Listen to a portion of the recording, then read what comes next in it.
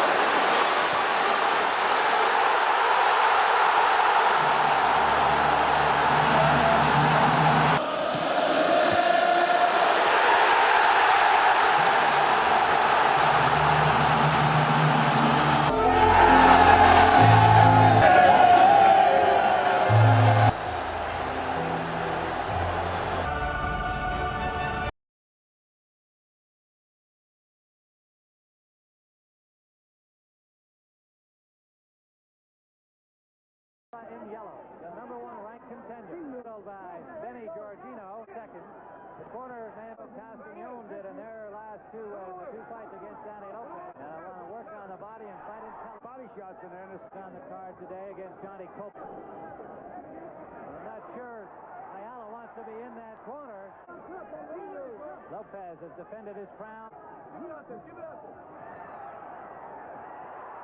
on the attack again. Hometown crowd loving it. Work to the body. He rocked Lopez. Lopez is hurt. He rocked him with a right hand. With a jab. Ayala. Now Ayala bangs his way out, but Lopez covers up. Lopez trying to get those good straight punches through, but Ayala rocks him out of there again. Good left hook from Ayala. That's a mistake. I'd say that's a big mistake. Three-time National Golden Glove champion. Good left hook from Ayala. It's Russian roulette, though. I just don't think you should let Danny set you up like that. Well, it only takes one of those. There it was. He landed a big one. Lopez landed the big bomb on Ayala. So there was another. There's one. Corner of Ayala. Looping left hook. Lopez got most of that on the block. Featherweight champ, seconds remaining. Down for Ayala. Lands again. And a big one to the belly. A good left hook to the body. They have had 4 furious rounds. And Ayala the other. Jab scored from Lopez. He's throwing punches. Counter punching right from Ayala. He just works his way from one corner to the other. Jab. Thinking, Danny. Beautiful, Danny. Ayala trying to pace. Bingo. You can hear the Lopez corner calling pressure. Some words are out to use with Lopez. There it is again. That's up that right hand on the chin. And that sent him to the canvas. Ayala went down on that straight left hand. Another angle to the chin. And that was it. Well, that's a credit to Lopez. So Lopez hit you under, over, all over the place. Now Ayala. Ayala fight. Let's see how much energy he used last round. His round knockdown punch. It was a real good shot from Lopez. Ayala still final seconds of the 9th round, scheduled for 15. Good right hand. Ayala scored with a straight right. I don't know how Danny survived that right hand shot. It was right on a button. Come on. Yeah, both. Lopez has had the tougher shots today. He's pounding. See Tim Ryan live from San Antonio. Lopez lands with the right hand. And another. About evenly so far in this round. Less than 30 seconds. February, and Ayala down again.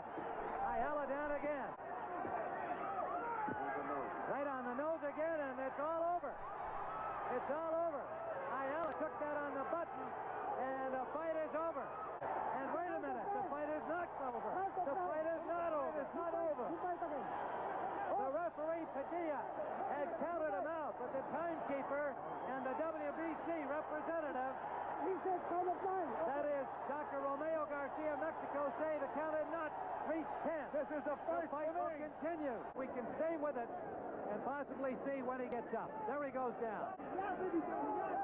Lopez scores for the left. Tremendous conditioning.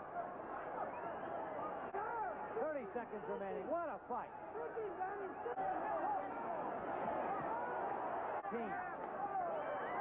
Ayala's never been this far before. And again. What a gutty display by Mike. Good left hand. Right. Want to get licked.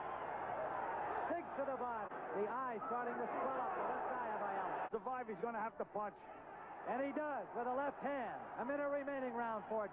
So it's the best adjective to describe his attack through 14 rounds. Good right hand from Lopez. Rocks Ayala. Another. And down goes Ayala. It is all over. A 15th round knockout for the champion, Danny Lopez. Ayala unsteadily to his feet. Two tremendous right hands by Danny Lopez. You saw Bonnie Lopez, his wife, looking up in joy at her husband, who had the battle of his life here today. Lopez with a 15th round knockout at 1:09 of the 15th round. Gonzalez bangs away with a left and then a right. And sometimes when Michael Carball gets in trouble, it's because he lets this happen. He lets him. Might leave him wide open for that uppercut. Yeah, but of course, as you know from watching Gonzalez, and you see him there, he works very well on the inside also. He does indeed. He may be atypical of the tough Mexican fighter, loves to go to the body and is like a wind-up. They don't take backward steps. There's the right by Carball. This cannot be anything but a good bout. You toss in some dedication on top of both of that and all of that, and you've got yourself in for a busy evening. These two guys don't necessarily... And now Gonzalez switches to lefty. Yep. When you see that Michael Carball... Ruben Castillo, the ubiquitous of them, and they are, solid right hand by Carbajal on the left. Gonzalez answered with one of his own and walks right in. There's a good left thrown by Carbajal. There's the body work by Carbajal, Tom, but he leaves himself open up the middle when he throws to the body. These two guys have been non-stop since the opening bell. A solid left. Another Chiquita Gonzalez. And, you know... down goes Carbajal. Solid left hand sent him flat on the back of his lap. Because of this, at a distance from the left-handed stance. As though Gonzalez is showing any blood as Carbajal bangs away. And it came from a right hand of Carbajal. Carbajal lands a solid shot on He said stay on the outside, but Danny... And not all of the punches are landing above the belt. A good round for Carbajal. The best part of the round for Gonzalez is at long range with that left hand, Al, as you pointed out. And Michael has been able to stay in or want it. Above us, they turn everything loose, these two. And they were throwing every punch for a knockout. Mills Lane, the referee. With Carbajal being down, that would have been a 2-point round when he was sent down. That's right. But I don't know, remote to me. It does to me, too. And Carbajal's right hand now giving Gonzalez a lot of trouble. Good uppercut. Another one by Gonzalez. Another straight left. 1.5 pounds, and these two little guys just whack away. They're hard punches for their weight, both of them, and they're showing it. Is that short from that straight left? See, there's where he can land the right hand, Carbajal. Only on the inside. From the outside, he gets countered with the left hand of Gonzalez. Carbajal having a good round, several combinations, and now Gonzalez backs him into the ropes above us. Chiquita Gonzalez, you look at his face. He is so determined. Banging away inside the short, solid punches. Gonzalez scoring repeatedly. Tom, I think the combination punch. Carbajal still effective with the right. Down he goes. Gonzalez knocks him down across the way. Second knockdown. He's across the ring after him. This time Carbajal is hurt. He is hurt indeed. And Gonzalez sensing that the entire title can be his. Carbajal suddenly landing some good solid rights. Do you think that maybe Chiquita's punched himself out a little bit? Solid right hands by Carbajal, who's fighting his way back from his second knockdown. Gonzalez reach back and get some second win. This fight has the makings of a classic because Carbajal is the power of Gonzalez against Gonzalez. Unfortunately for Gonzalez, they have all landed right on that left eye, which is cut and is swelling. This is a classic round. I mean, this one is one of the best rounds I think that I've seen in a long time in boxing. Carbajal seems to have his mouth open. Here's where Chiquita Gonzalez landed a strong right hand and then another right that was almost a hook, really. Gonzalez, who has thrown many more combinations. Now he goes back out anymore. Oh, nice combination by Carbajal. Vision is going to be tough. That's right, the swelling. He backs Carbajal against the ropes and lands a series of punches, most of which were unanswered. Again, and he's got four punches. Gonzalez is hurting him. A flurry by Humberto. A remarkable job in stopping the blood. They Yes, have, yeah. And it's only the question of the swelling. Oh, my. That should be a knockdown. That should be a knockdown. Kept him up. Again, the right hand by Carbajal. He hurts Gonzalez with a right and then a left. Another right and left. And Carbajal is fighting his way back. Well, as long as there was no knockdown, it would have to be a very one-sided, impressive round for Carbajal. Oh! He's got Gonzalez down, and he may not get up. Four. Only, he's not going to get up. It's done. It's over. Carbajal comes from behind to win it.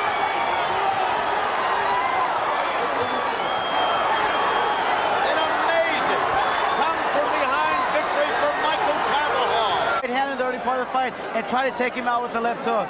Exactly what happens. And that is exactly what did take place. And the fact that this was such a short, compact left hook, I think is what made it really work for him. Well, it's interesting. Carbajal had won only one round. He was trailing by 4 points. He had been knocked down twice. First in the second and again in the fifth.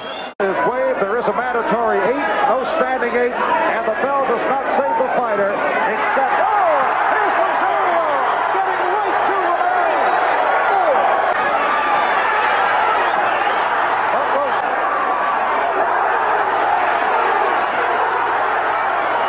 Rosario impressively on the attack.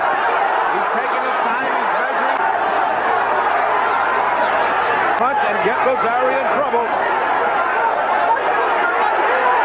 And we're under a minute left in this first round. The crowd is calling off every blow that Rosario lands.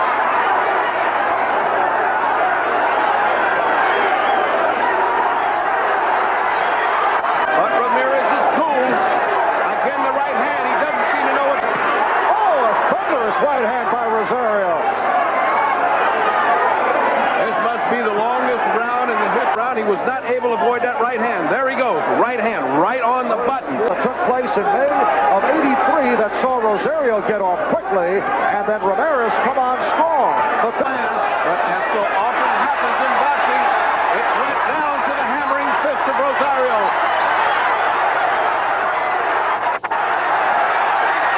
Combination putting Ramirez down. Chanting Chapo, that is the nickname of Edwin Rosario. A flash knockdown in round 1, a combination that put Ramirez down here in the second round. Trying to clear his head. Trying to throw some back. Again hammered by the right. Twice by the right.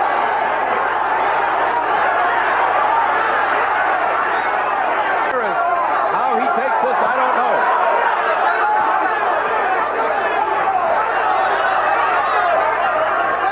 Again, the stinging combination by Rosario to buckle Ramirez. In round 2, a staggered fighter at this mark, final seconds of the round. Jose Luis Ramirez off this combination, Rosario putting Ramirez down. Rosario. Ramirez trying to recover. He has. However, Rosario. Jaime Garza in the first round, going in Garza 40-0, 38 by knockout. And Oh, he just hit Rosario. Rosario's legs folded. What a turn. so here is Ramirez back and has Together, and he lands a hammering shot on Ramirez. are halfway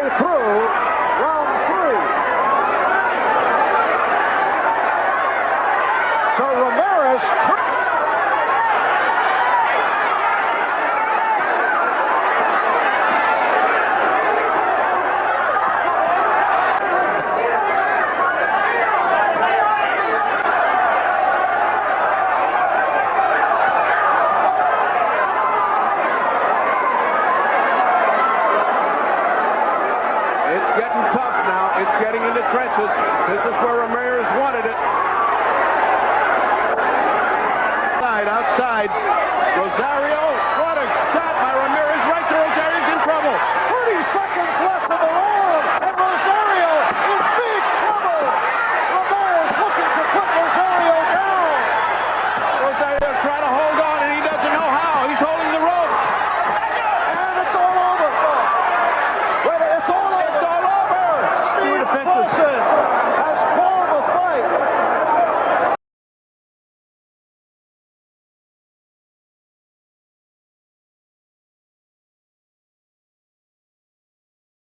Peter Gethin, the new team manager, all very much on their toes, worrying about what's happening. And I'm going to give you the time interval now between the completion of this lap for Alain Prost in the lead and Senna, who is in second place, with the news that Kenny Rosberg is closing up on Arnoux for fourth position as Lauda completes the lap by foot.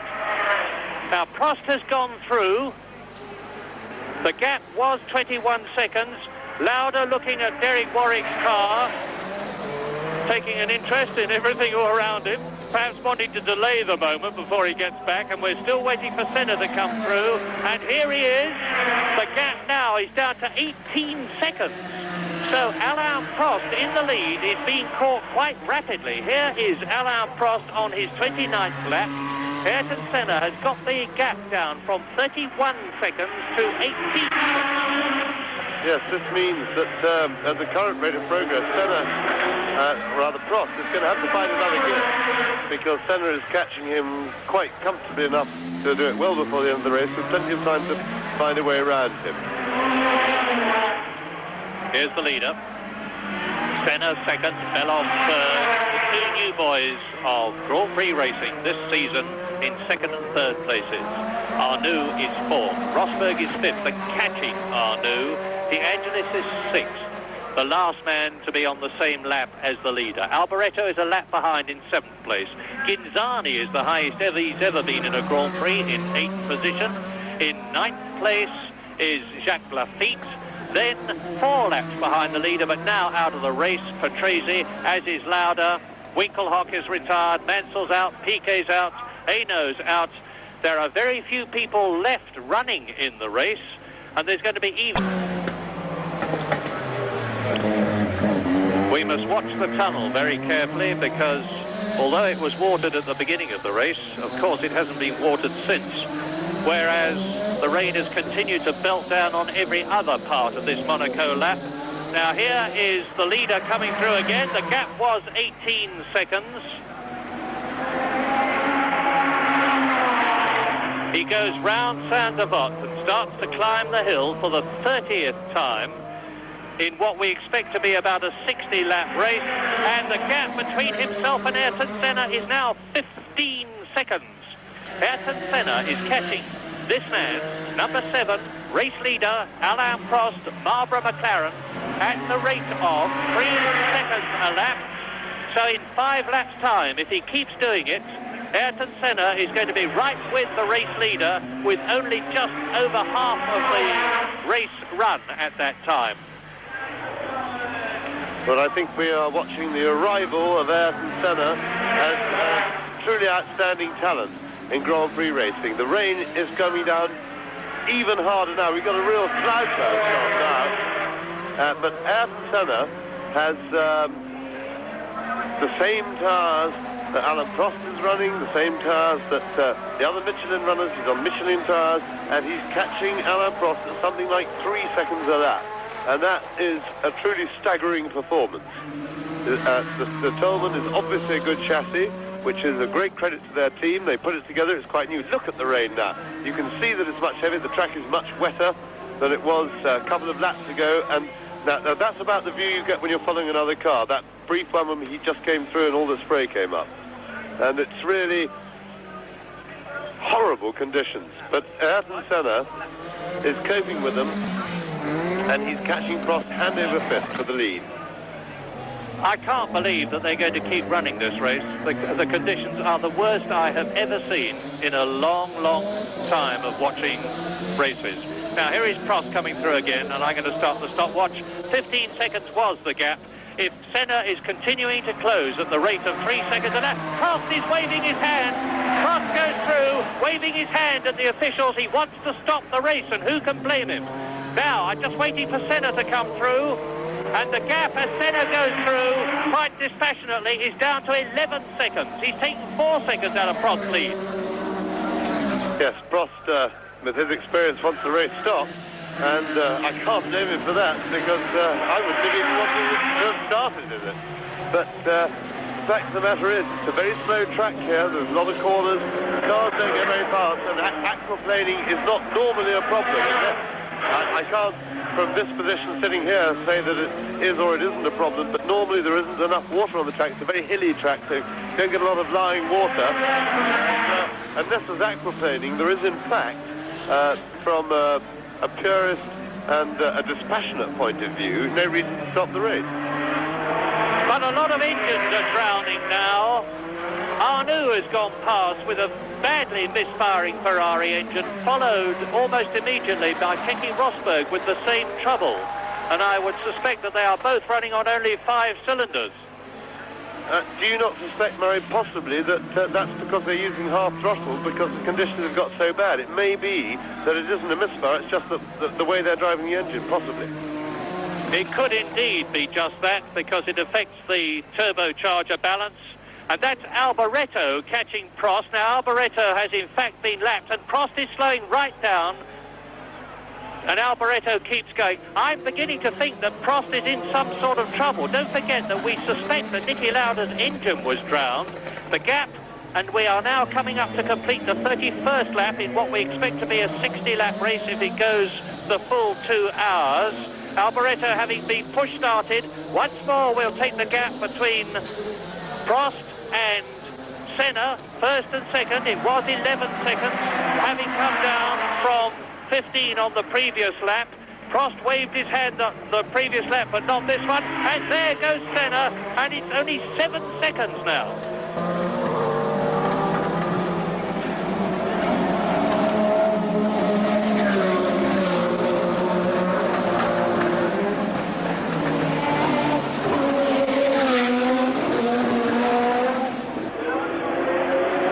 What will happen if the race is stopped? Well, at this point, it could be that they will just decide the conditions are so bad that they can't restart it, in which case the positions as they are now would be declared the final race positions, and half points would be awarded.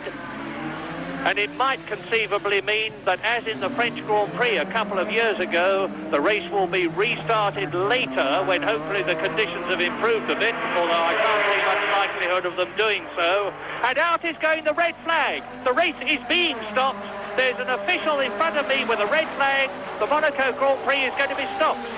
And I was about to say that I felt that Prost had a very big advantage being the lead as a Frenchman when the conditions got this bad, because it is French officialdom, and I think if they stop the race, Tolman and Ayrton Senna will have a very, very reasonable grudge as he goes through catching Prost hand over fist.